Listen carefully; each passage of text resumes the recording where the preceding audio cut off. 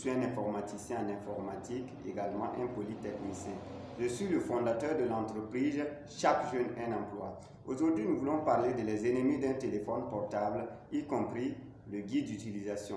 Sachez que si vous payez un téléphone portable, il y a 4 ennemis majeurs qu'il faut faire très attention pour ne pas toucher à l'un de ces ennemis.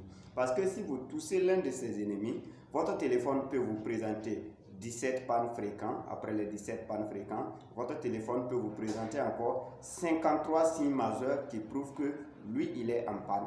Donc pour cela, nous devrons vraiment faire très attention pour ne pas toucher à l'un de ces ennemis.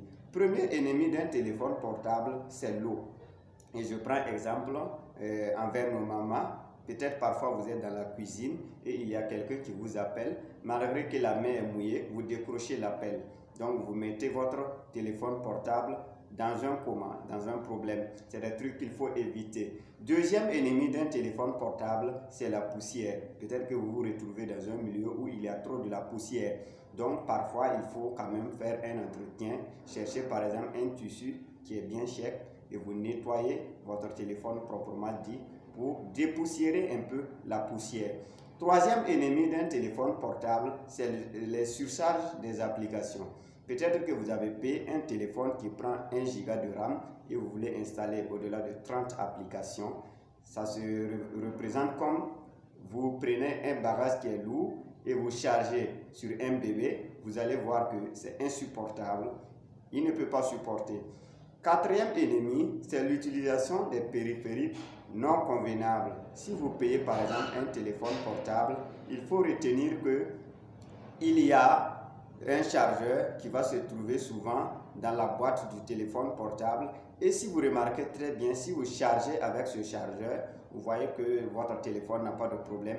Et lorsque vous changez le chargeur, lorsque vous utilisez des périphériques qui ne sont pas sortis avec le téléphone portable, vous voyez que le téléphone est dans les difficultés. Donc ce que vous devrez faire, si vous payez par exemple un téléphone portable, vous devrez penser à ces 4 ennemis-là pour faire très attention pour ne pas toucher à ces ennemis. Donc je parlais de les chargeurs. Si vous voulez payer par exemple un chargeur, le premier jour que vous payez le téléphone, remarquez si votre chargeur prend par exemple un courant de 3,5 ou bien de 3,4 et vous remarquez cela. Lorsque vous voulez acheter par exemple des oreillettes ou bien des chargeurs, vous pouvez aller maintenant faire le choix. Et je prends exemple, on ne peut pas prendre du riz pour aller donner à un bébé qui vient de naître. Ce n'est pas possible. Donc chaque téléphone a sa consommation. On ne peut pas prendre le carburant, je prends exemple, on prend de l'essence pour aller mettre dans un véhicule qui prend par exemple du gasoil. Ce n'est pas possible.